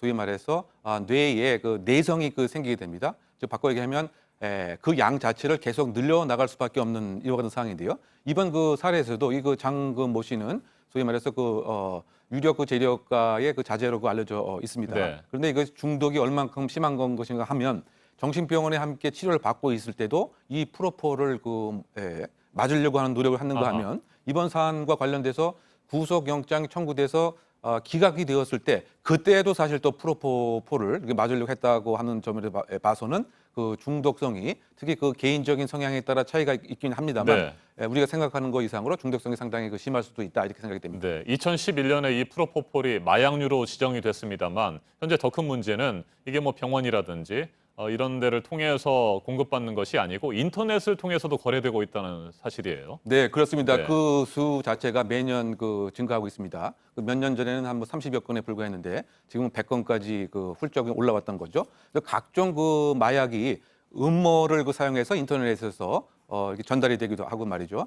몇 년 전에도 제주도에서는 대학생이 포함된 인터넷 판매가 분명히 이루어졌습니다. 네. 이 프로포폴에 대한 수요가 분명히 있었기 때문에 말이죠. 그만큼 이제 우리나라가 마약 청정국이 아니면 이제 물론이고 이와 같이 의료 목적으로만 사용되어야 될 것이 다른 목적으로 사용되고 있다. 뭐 예를 들면 이제 머리 좋아지는 약이라든가 이것도 이제 오남용이 되고 있는 것과 마찬가지로 프로포폴 같은 경우는 마치 이제 스트레스를 해소할 수 있는 것은 아니냐. 또는 바꿔 얘기하면 집중적인 수면을 취하고 나서 마치 이제 기분이 확 좋아지는 이런 것에 있어서 수요증이 계속 증가하고 있기 때문에 최근 몇 년 전엔 연예인이 미용 시술 목적이라고 얘기를 했지만 결국은 평균인보다 많은 사용을 했기 때문에 역시 이것도 처벌을 이제 받았던 이런 상황입니다. 그만큼 수요가 많아지고 그러다 보니까 그것을 가능하게 한 인터넷에서도 이것이 공급이 되어 있고 판매가 이루어지고 있는 실정이 아닌가 생각이 됩니다. 네, 프로포폴 중독성이 매우 강하고요. 보다 철저한 단속이 필요해 보입니다. 이웅혁 교수님 말씀 잘 들었습니다. 감사합니다. 2015년 일본 아베 정권은 야당과 시민단체 등의 거센 반대에도 불구하고 일본을 전쟁할 수 있는 나라로 만드는 안보 법안을 강행 처리했습니다. 이에 따라 자위대가 해외에 파견돼 평화 안전 활동을 명분으로 활동할 수 있게 됐는데 일본 정부가 처음으로 시나이 반도 다국적 군 감시단에 자위대를 파견하는 방안을 검토 중이라는 언론 보도가 나왔습니다. 조민중 기자가 보도합니다. 일본 정부가 시나이 반도에 자위대를 파견하는 방안을 검토하고 있다고 교도통신이 보도했습니다. 이스라엘과 이집트 양군의 정전 감시 활동을 하는 다국적 군 감시단에 육상 자위대를 보내겠다는 겁니다. 올해 안에 방위성 관계자 등 조사단을 현지에 보내 자위대의 안전을 확보할 수 있는지 파악할 예정입니다. 이후 내년쯤 자위대 간부들을 감시단 사령부 요원으로 파견할 계획입니다. 이는 2016년 안보법 시행으로 국제연대 평화안전활동이 가능해진 데 따른 것으로 파견이 이루어지면 첫 사례가 됩니다. 자위대의 해외 활동 범위가 더 넓어지게 되는 겁니다. 통신은 아베 내각이 적극적 평화주의를 내걸고 자위대 해외 파견을 통해 안보법 적용 사례를 확대하려 한다고 지적했습니다. 안보법 통과 당시에도 일본이 자위대 임무를 확대, 군국주의 행보를 가속화한다는 비난이 나왔습니다. JTBC 조민주입니다. 필리핀을 지나면서는 100명이 넘는 사망자를 낸 것으로 지금 추정이 되고 있습니다. 이 초강력 태풍 망쿠 오늘 새벽에 이제 중국에 상륙을 했고요. 현재 200만 명이 넘는 주민들이 대피를 해 있는 상황입니다. 이 기세라면 중국과 홍콩에 134조 원 가량의 피해를 입힐 것이라는 전망도 나왔습니다. 이한주 기자입니다. 파도가 호텔 유리창을 깨고 넘쳐 들어옵니다. 거센 비바람을 타고 10m 넘게 솟구친 파도에 방파제는 무용지물입니다. 순간 풍속이 초속 60m를 넘어서면서 주차된 차량마저 날아갈 듯합니다. 올해 전 세계에서 발생한 태풍 가운데 가장 강력한 망쿠시, 필리핀에 이어 홍콩과 중국을 휩쓸고 있습니다. 망쿠스는 오늘 새벽 중국에 상륙한 뒤에도 중심기압 985헥토파스칼의 강함을 유지한 채 폭우와 함께 거센 비바람을 쏟아내고 있습니다. 홍콩에서만 어제 하루 900편에 가까운 항공기가 결항하는 등 교통편이 대부분 마비되면서 10만 명이 넘는 관광객의 발길이 묶였습니다.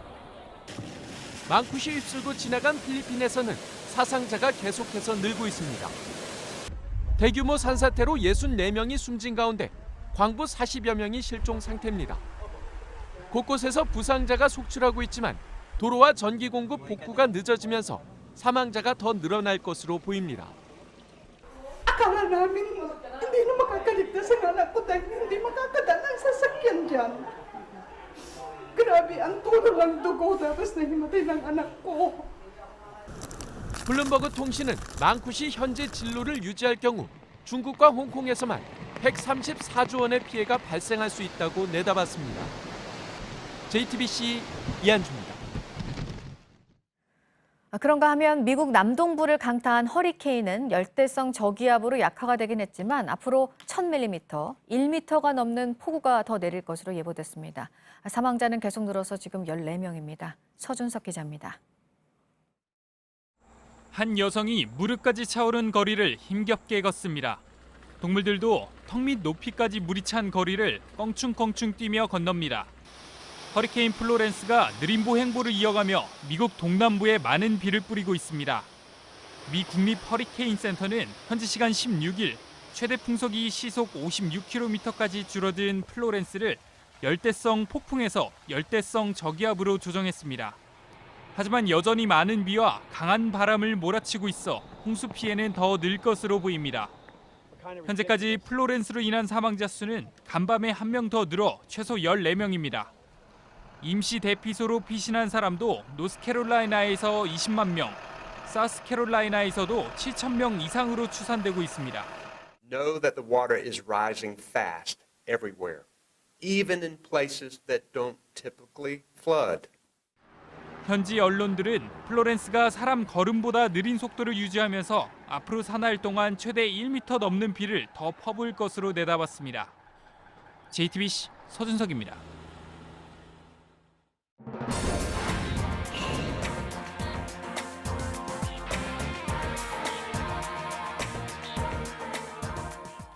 네, 오늘 아침에 새로 들어온 소식 보겠습니다. 미국이 중국에 무역 협상을 다시 한번 해보자고 제안했다는 소식을 얼마 전에 전해드렸었는데 중국이 물러서지 않고 있다는 소식입니다. 보도국 연결해서 알아보겠습니다. 안태훈 기자, 그러니까 미국의 제안을 중국이 거부할 거라는 건가요? 네, 그렇습니다. 미국은 지난 7월부터 중국산, 그러니까 500억 달러 규모죠. 중국산 수입품에 대해서 고율의 관세를 부과하고 있습니다. 여기에 대해서 2천억 달러 규모의 추가 관세 조치를 추진하고 있는데 이 점을 중국이 문제 삼은 것입니다. 미국 현지 언론에 따르면 중국 고위 당국자는 자신들의 머리에 총을 겨누고 있는 상대방과는 협상하지 않을 것이라고 말했습니다. 중국은 그러면서 반격을 준비 중인 것으로 전해졌습니다. 미국에 대해 보복 관세는 물론 원재료 등 수출 규제 카드를 사용할 수 있다는 관측입니다. 네, 다음은 20년 동안 국경 지역 점유권을 놓고 무력 충돌을 벌여온 아프리카 북동부 에티오피아와 에리트레아가 사우디아라비아에서 평화협정에 서명했다는 소식입니다. 이로써 아프리카 북동부의 앙숙이었던 두 나라는 1998년 시작한 무력 분쟁을 공식적으로 끝내게 됐습니다. 서명식에 참석한 안토니우 구테흐스 유엔 사무총장은 역사적인 일이라며 아프리카 북동부에 희망의 바람이 불고 있다라고 말했습니다. 네, 다음으로 사고 소식도 하나 있습니다. 서울 명동의 한 실탄 사격장에서 30대 남성이 스스로 목숨을 끊었는데 지금 경찰이 조사를 하고 있다고요. 네, 그렇습니다. 경찰은 어제 실탄 사격장에 방문한 30대 남성 손님이 숨졌다는 신고를 받고 사건 경위를 조사 중이다라고 조금 전에 밝혔습니다. 사격장의 폐쇄회로 TV 화면을 확인한 결과 이 남성은 자신이 들고 있는 권총에서 발사된 총알에 맞았다라고 경찰은 설명했습니다. 그러면서 타살 혐의점은 발견되지 않았다고 덧붙이기도 했습니다. 경찰은 사격장 업주와 직원, 목격자 등을 상대로 추가 조사할 방침입니다. 네, 끝으로 현지 시간으로 지난 14일, 우리 시간으로는 지난 주말 사이에 멕시코의 수도 멕시코시티의 관광 명소에서 길거리 악사 복장을 한 괴한이 총기를 난사해서 5명이 사망하고 8명이 다쳤다는 소식 보도해드린 바 있는데요. 소식이 전해지기도 했는데요. 그 후 현지 사법당국이 현지 시간으로 16일 용의자 2명을 체포했다고 미 CNN이 보도했습니다. 네, 지금까지 아침엔 지금 JTBC 안태훈입니다.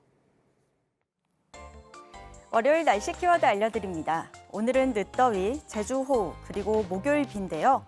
오늘 서울과 대구가 28도까지 오르는 등 대부분 평년 기온을 웃돌며 늦더위가 기승을 부리겠습니다. 한편 제주는 내일까지 많은 비가 내리는데요. 시간당 30mm, 총 강수량 120mm 이상 기록하는 곳도 있겠습니다. 목요일에는 전국적으로 더위를 식힐 비 소식이 있습니다. 이후 낮 최고 기온이 조금 떨어지면서 비교적 선선해지겠습니다. 아직 여름이 우리를 놓아주지 않고 있죠. 샤워를 해도 더위가 가시지 않는다는 분부터 잠들기 어렵다, 더위에 둔감한 내가 눈을 뜨다니 라며 놀라신 분도 있었습니다. 또 28도까지 올라간다는데 그냥 하복 입을까 고민 중인 학생도 만날 수 있었네요. 목요일에 시원하게 비가 쏟아지고 더위가 훌쩍 물러가길 바라봅니다. 지금까지 키워드와 SNS로 만나본 날씨였습니다.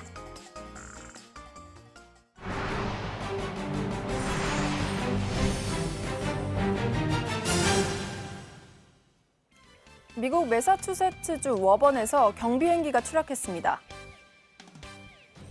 직접 비행기를 조종하던 65세 남성과 함께 타고 있던 52세 아내가 사고로 숨졌는데요. 이 부부는 뉴욕주에서 출발해 인디애나주 베드퍼드 지역으로 향하던 중이었습니다. 숲이 우거진 지역에 추락해서 지상에 있던 사람들의 인명피해는 없는 것으로 알려졌는데요. 당국이 정확한 사고 원인을 조사하고 있습니다. 미국 매사추세츠주 웰플리즈한 해변 인근에서는 20대 남성이 상어에 물려 숨지는 사건이 일어났습니다. 당시 남성은 서핑보드를 타고 있었는데요. 상어가 갑작스럽게 공격해 남성의 다리를 물었습니다. 남성은 병원으로 이송됐지만 결국 숨졌는데요. 당국이 해당 해변의 출입을 통제하고 있습니다. 태국 푸켓주의 해변에 쓰레기가 쌓이면서 유명한 바다거북 산란지들이 거북들의 무덤으로 변하고 있습니다. 인근 바다를 떠다니던 쓰레기가 바다거북의 산란지로 밀려와 쌓였습니다. 알을 낳기 위해 해변으로 올라온 바다거북들이 쓰레기에 발이 묶이거나 상처를 입어 생명을 위협받고 있는데요.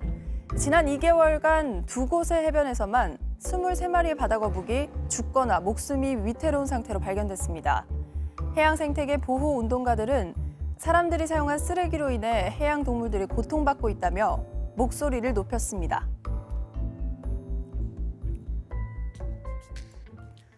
파키스탄의 한 길거리에서 노점 뒤에 웅크려 앉은 상인이 포도에 페인트를 칠하고 있습니다. 아직 익지 않은 포도를 먹음직스럽게 보이게 하려는 건데요. 길거리에서 파는 포도를 먹고 배탈이 난 영국인 관광객이 직접 촬영한 영상입니다. 영상을 촬영한 남성이 상인에게 항의했지만 상인은 오히려 모든 사람이 이렇게 한다면서 태연한 태도를 보였는데요.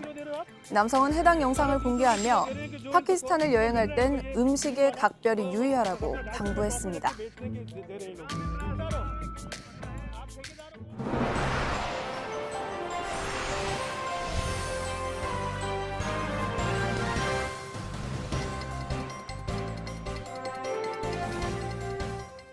평양 남북 정상회담이 하루 앞으로 다가왔습니다. 문재인 대통령과 김정은 국무위원장의 만남은 지난 4월 27일과 5월 26일에 이어 세 번째입니다. 청와대는 어제 공식 수행원 14명과 특별 수행원 52명을 포함한 방북단 명단을 발표했습니다. 이재용 삼성전자 부회장 등 4대 기업 총수와 경영인, 그리고 더불어민주당 이해찬 대표 등 3개 정당 대표가 함께 갑니다. 류정화 기자가 보도합니다.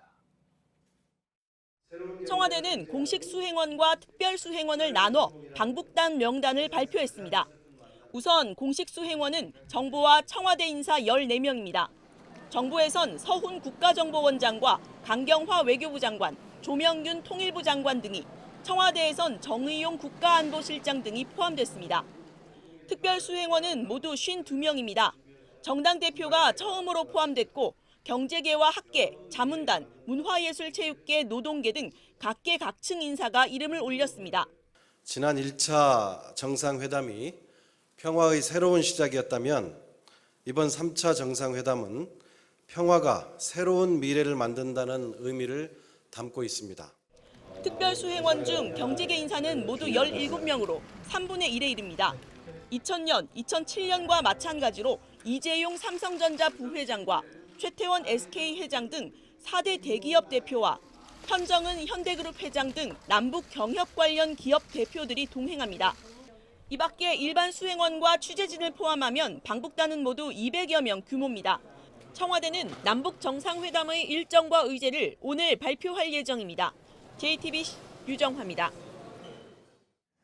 네, 들으신 것처럼 내일 평양에 함께 갈 방북단 명단이 나왔고요. 오늘은 2박 3일 동안의 세부 일정, 또 남북 두 정상이 논의할 의제 등이 발표가 됩니다. 이유정 기자입니다.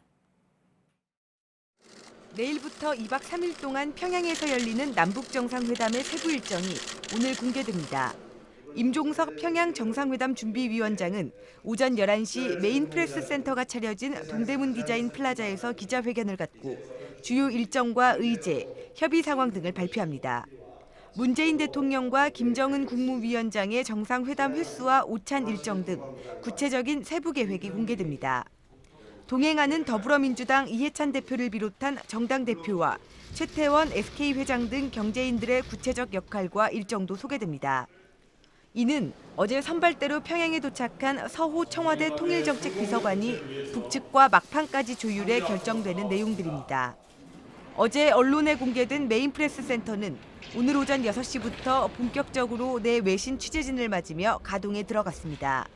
메인 프레스 센터에는 브리핑룸을 비롯해 국제방송센터, 주조정실, 인터뷰룸 등이 마련됐습니다.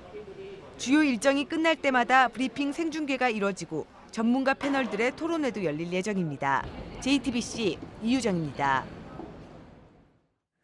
문재인 대통령으로서는 김정은 위원장과의 벌써 3번째 만남이긴 하지만 지금 상황은 녹록지가 않죠. 북미 간의 비핵화 협상이 잘 풀리지 않고 있는 가운데 중재 역할을 잘 해야 할 그런 시점인데요. 미국 언론들은 문 대통령이 두 나라 사이에서 가교 역할을 잘 할지 다시 한번 시험대에 올랐다고 보도했습니다. 이재승 기자입니다. 미국 언론들이 제3차 남북 정상회담 관련 소식을 비중 있게 보도했습니다. 블룸버그 통신은 문재인 대통령이 이번 정상회담을 통해 북미 사이에서 가교 역할을 할 수 있는지를 다시 한번 평가받을 것이라고 전했습니다. 통신은 이어 평양의 상황이 문 대통령에게 쉽지만은 않을 것이라며 문 대통령은 교착 상태에 빠진 비핵화 협상을 살려내는 방안을 모색할 것이라고 내다봤습니다. AP통신도 문 대통령이 북미 사이의 모호한 비핵화 합의를 뛰어넘어야 한다고 전망했습니다. 게다가 남북 정상회담의 회의적인 국내 여론을 극복해야 하기 때문에 이번에 가시적인 성과를 내지 못하면 앞으로 더 큰 어려움에 직면할 수 있다고 보도했습니다. 이런 가운데 공화당 내 대북 강경파인 린지 그레이엄 상원의원은 미국 CBS와의 인터뷰에서 북미 비핵화 협상이 생산적이기를 바란다고 말했습니다. 또한 아직은 위기에서 벗어나지 못했다면서 이번이 마지막 기회라고 강조했습니다. 그레이엄 의원은 만약 도널드 트럼프 대통령이 해야만 한다면 북한의 핵미사일이 미국으로 날아오는 것을 막기 위해 군사력을 사용할 것이라고 덧붙였습니다. JTBC 이재승입니다.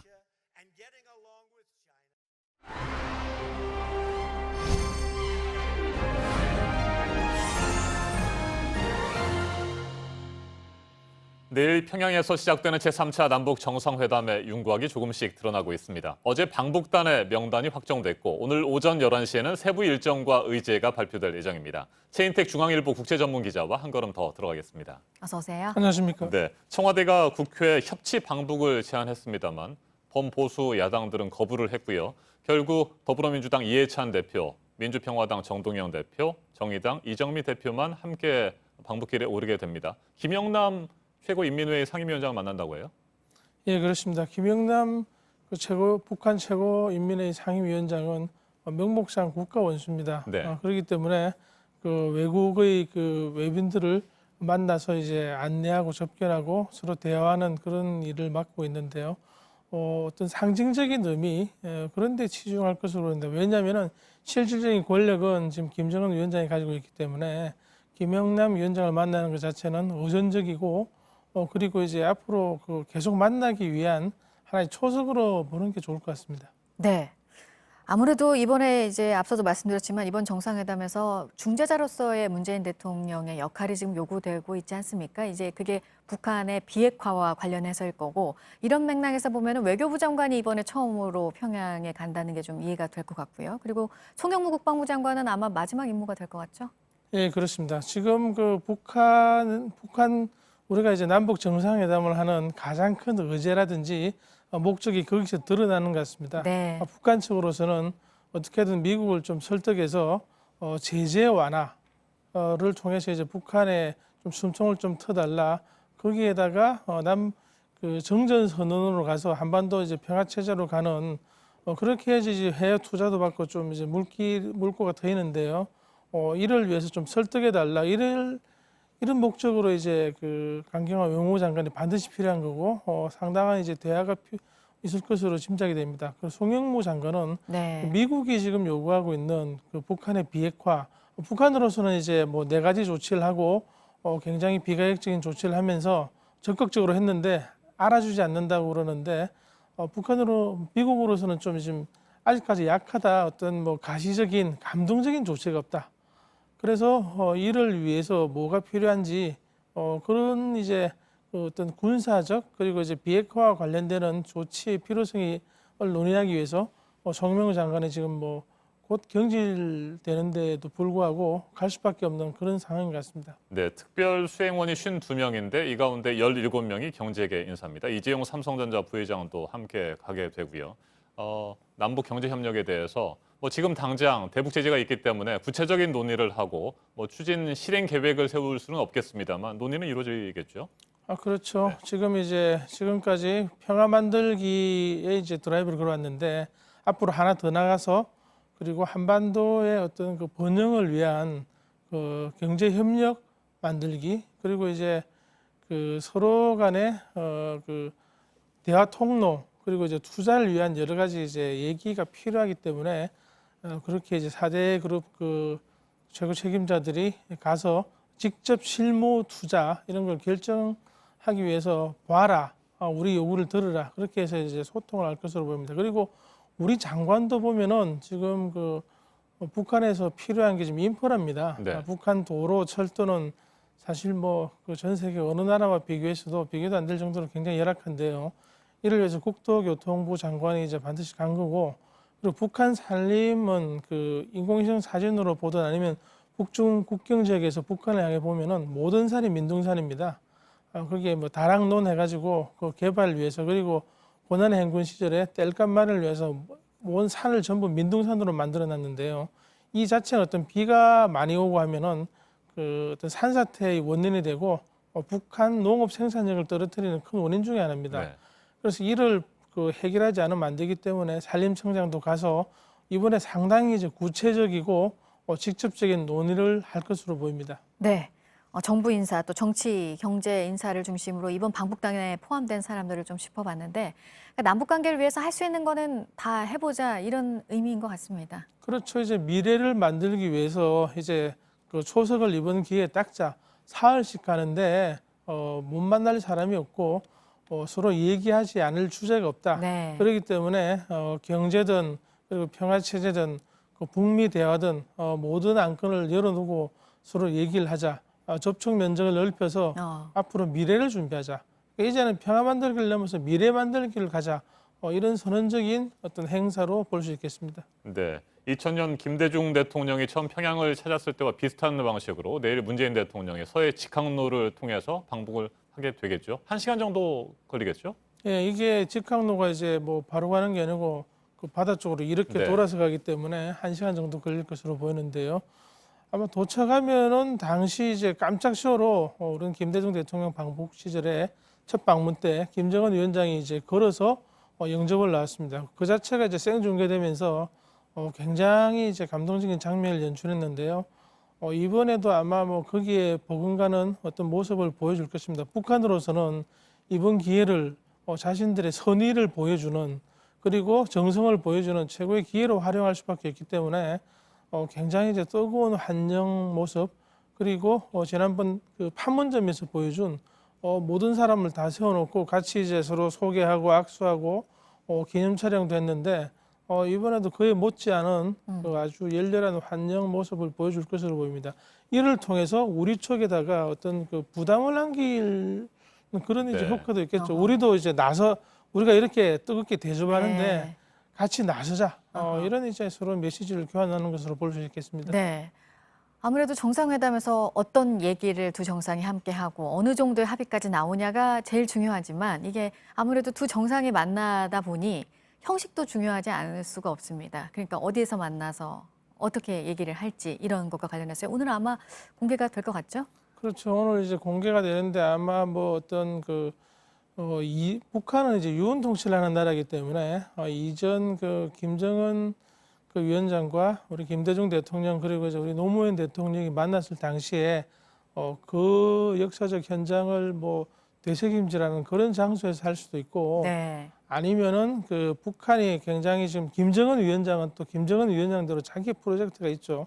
거기에 맞춰가지고 북한 평양에 있는 어떤 뭐 그 과학자 거리라든지 아니면 이제 청년 거리 같은 데를 가서 네. 우리가 이렇게 이제 뭘 하고 있으니까 같이 투자하고 애셔자고 할 가능성이 있죠. 그리고 무엇보다 김정은 위원장은 지금 관광을 통해서 외화를 좀 그 받아들여서 이를 바탕으로 좀 마중물로 삼아서 경제 개발을 해보자는 생각을 하는 것 같습니다. 그래서 자신이 태어난 것으로 알려진 원산 갈마반도에 네. 거기다가 해안 관광 지구를 만들고 있습니다. 거기에 가서 명사심리를 같이 그 우리 대통령과 문재인 대통령과 같이 걸으면서 여기서 이제 우리 서로 뭐 경제 협력, 미래 만들기 그리고 이제 한반도 평화 체제 구축에 대해서 뭘 해보자는 얘기를 우리 도보다리에서 했듯이 거기서 백사장에서 서로 이제 하임없이 걸으면서 얘기를 하는 그런 장면도 기대할 수 있겠습니다. 네, 지난번 정상회담에서 김정은 위원장이 백두산 그리고 개마고원도 보여드리고 싶다 이런 얘기도 했었는데 거기까지 가기에는 좀 일정이 빠듯할까요? 무슨 뭐 항공기를 통해서 네. 가서 그럴 수도 있겠습니다만은 그 북한 김정은 위원장이 당시 이제 얘기한 게 이거 뭐 좀 민망한 정도의 교통 인프라이기 때문에 그런 얘기를 했는데 어떻게 될지는 두고 봐야 되겠습니다. 그 문재인 대통령으로서는 뭐 네팔 가서 이제 히말라야 트레킹도 하신 분인데 이번에 개마고원이나 백두산에서 어떤 트레킹할 수 있는 기회를 얻는다면은 남북 통일 그리고 그 남북 간의 교류에서 굉장히 획기적인 모습이 될 수 있겠습니다. 네, 내일 시작될 남북 정상회담을 앞두고 여러 가지 좀 미리 짚어봤습니다. 최인택 중앙일보 국제전문 기자였습니다. 고맙습니다. 남북 정상회담을 사전에 준비하기 위한 우리 측 선발대가 어제 육로를 통해 평양에 먼저 도착했습니다. 네, 내일 문재인 대통령과 수행단이 오기 전까지 평양 곳곳에서 장소를 점검하는 걸 포함해서 준비 작업을 마무리하는 역할을 하게 됩니다. 최규진 기자입니다. 이른 아침 청와대를 출발한 차량 10여 대가 도라산 남북 출입 사무소를 통과합니다. 남북 정상회담을 준비하기 위해 떠난 우리 측 방북 선발대입니다. 청와대 통일정책 비서관을 단장으로 경호와 보도, 기술 관력 인력 등 90여 명 규모입니다.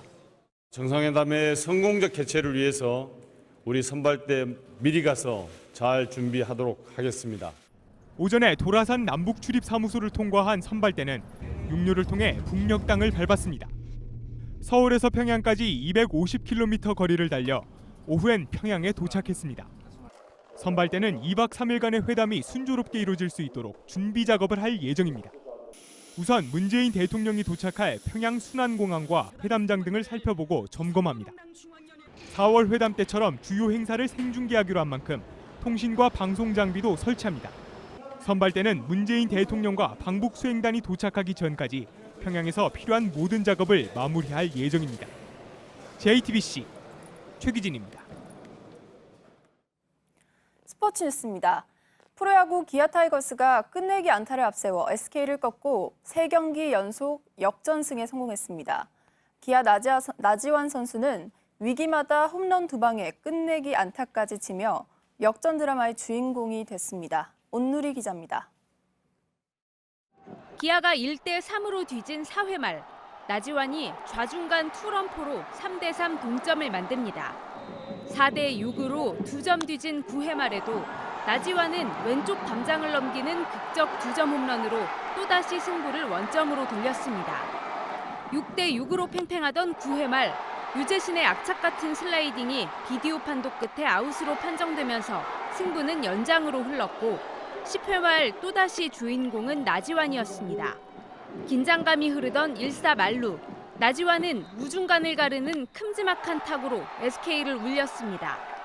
5타수 5안타 5타점을 올린 나지완은 3년 연속 20홈런도 달성했습니다. 기아가 SK를 7대6으로 이기면서 역전승으로만 3연승을 달렸습니다. SK는 이틀 연속 충격패하며 3위 한화에 2경기 반차로 쫓기는 신세가 됐습니다. LG와 한화의 2회 말, 한화 하주석이 친 공은 담장까지 날아가 LG 외야수 최은성 글러브로 들어갑니다. 이닝이 끝나는 듯 했지만 그라운드를 떠나지 못한 선수들. 비디오 판독 끝에 타구는 펜스를 맞은 걸로 판정돼 2루타로 인정됐고 이어 최재훈의 빗맞은 타구가 2타점 적시타로 연결되며 한화가 2점을 먼저 냈습니다. 이성열의 홈런까지 터지면서 한화는 갈 길 바쁜 LG를 5대1로 이겼습니다. 롯데는 한 경기 안타 3개, 타선의 침묵 속에 넥센의 0대2로 져 8연패에 빠졌습니다. 두산이 NC를 5대1로 이겼고 KT는 삼성을 4대2로 이겼습니다. JTBC 온누리입니다. 삼성화재가 9년 만에 남자 프로배구 컵대회 정상에 올랐습니다. 삼성화재는 충북 제천체육관에서 열린 제천 칼컵 대회 결승에서 KB손해보험의 3대0 완승을 거뒀습니다. 송이채는 결승에서 17득점을 올리며 MVP를 차지했습니다. 삼성화재는 외국인 선수 타이스가 세계 선수권대회 출전으로 자리를 비웠지만 국내 선수들을 앞세워 대회 우승컵을 가져왔습니다.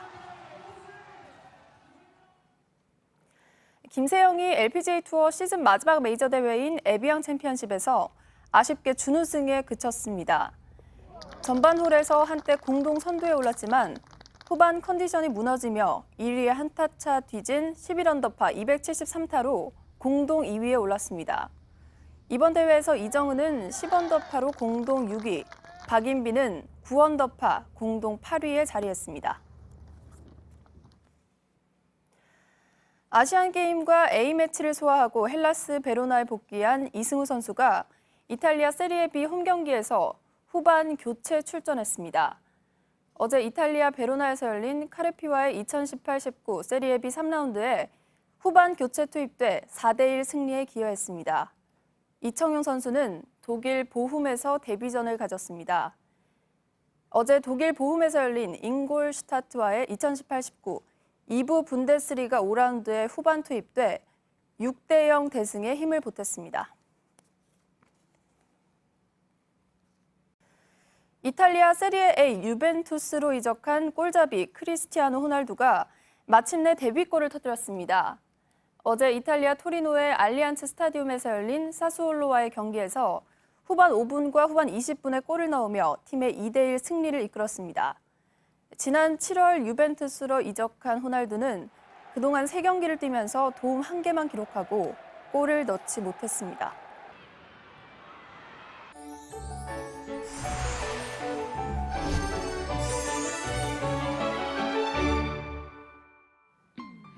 오늘 아침 전국이 흐리거나 구름 많이 지나고 경북과 제주 일부 지역에 비가 조금 내리는 곳도 있습니다. 영상 보시면 제주 쪽으로는 아주 강한 비구름대가 몰려오고 있는데요. 점차 시간당 30mm에 이르는 폭우가 쏟아질 것으로 보입니다. 차츰 전남 해안에도 비가 내리고 중부지방에는 가끔 빗방울이 떨어질 텐데요. 대체로 오늘 오전 중 모두 개겠고 비의 양도 5mm 안팎으로 무척 적겠습니다. 반면 제주는 내일까지 비가 계속되면서 많은 곳은 120mm 이상 기록하겠습니다. 한낮에는 늦더위가 기승입니다. 주 중반까지 평년과 비슷하거나 조금 높은 기온 보이다가 목요일에 전국에 비가 내리면서 이후 조금 선선해지겠습니다. 오늘 아침 내륙 곳곳에서 평소보다 가시거리가 짧고요. 내일까지 제주 해상에는 돌풍과 함께 천둥 번개가 치겠습니다. 오늘 낮 기온은 서울과 대구가 28도, 전주와 광주 27도까지 크게 오르겠습니다. 제주는 내일 아침까지 비가 오겠습니다. 영남 동해안에는 동풍의 영향으로 오후 한때 비가 조금 내리겠습니다. 기상정보였습니다. 아침엔 뉴스워치, 오늘 하루 관심을 가지고 지켜봐야 할, 기억해야 할 뉴스 끝으로 정리해드립니다. 문재인 대통령의 평양 방문을 하루 앞둔 오늘 오전 11시 청와대가 남북 정상회담 의제와 세부 일정을 공개합니다. 어제 평양에 도착한 선발대가 북측과 막판까지 조율해서 결정하는 내용들입니다. 정상회담의 횟수와 오찬 일정 등이 발표됩니다. 정당 대표와 경제인들의 구체적인 역할과 일정도 함께 공개됩니다. 이번 3차 남북 정상회담과 관련해 미국 언론들은 문재인 대통령이 북미 간 중재자로서 가교 역할을 잘 할 수 있을지 다시 한번 시험대에 올랐고 가장 거친 도전에 직면해 있다고 보도했습니다. 국회에서는 오늘 이종석 헌법재판소 재판관 후보자와 정경두 국방부 장관 후보자에 대한 인사청문회가 열립니다. 두 후보자에 대한 인사청문회는 당초 오는 19일에 열릴 예정이었지만 남북 정상회담 일정 등을 고려해 오늘 진행하기로 여야가 합의했습니다. 라돈 침대와 관련해 한국소비자원이 오늘 집단분쟁조정위원회에서 보상 금액과 방법 등에 대한 최종 결정을 내릴 예정입니다. 하지만 민감한 사안인 만큼 결정이 추석 이후로 미뤄질 가능성도 있습니다. 오늘 전해드릴 소식은 여기까지입니다. 이상으로 JTBC 뉴스 아침엔 월요일 순서 모두 마치겠습니다. 건강한 하루 보내시기 바랍니다. 고맙습니다.